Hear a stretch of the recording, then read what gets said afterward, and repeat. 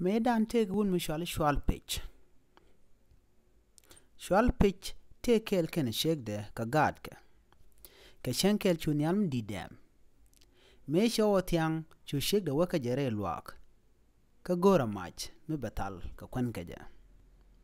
Chu shwal pitch mach pin. Shwal pitch janena. Isha mach ho ka yen. Ka joga je ngu. Me pen ne maja. Ka chu shake de juk. Shake de jogana. Ngu pala mai dun liao. Ngu palien mai dun liao. En gwas mo chu shake lo de jega long ko chapen mach. Kanak gad ka boske. Reidwil.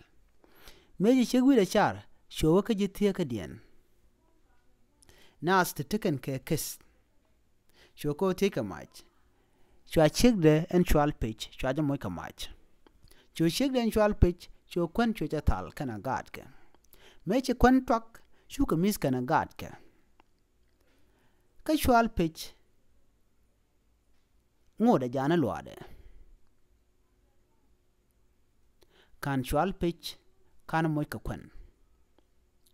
Chu shwal pitch uku ngwangan gwasamo, re luade.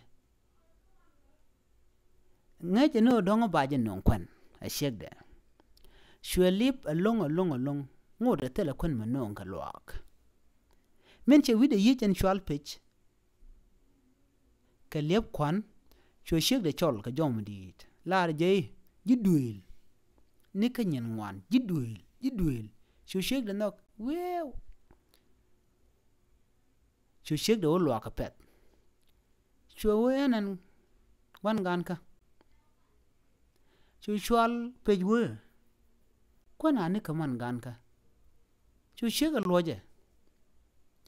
De ma jignika kachi ma pen kan gwas mo ngachwal pejenu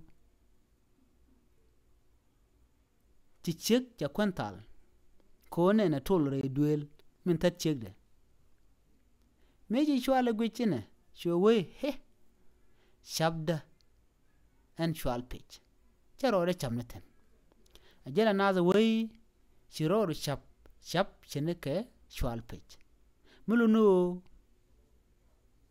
mi chama jeglat bora lo ni ji ajan shianen ka shwal peje kan shegda lana duka jek balu ne ka ji chanke ba to wal bo bene yo kirun shab jek la jega na gwande ka shab goy la jega na gwande shwaro dun jaka bo biya chet ke shwal pej e chiro de chaptene gwawo biya ngwane biya galat ka loy kel ka char kel ke mat ke nok jen dob danan banan wana dial bana ka lat ke ja akon ci chet ke shwal pitch mu logo wa kwantal ka maide ka jogo naw mai dun janika mai hoke chaje yin ci chek ci wile cho char ci ka ji kedien kene tiken keket ci ma ci non ka ci kwantal ci mit kana gat ke kana gwan gan ke ni shwal pitch kana jamo ka kwan ko jen ci ma ci je pen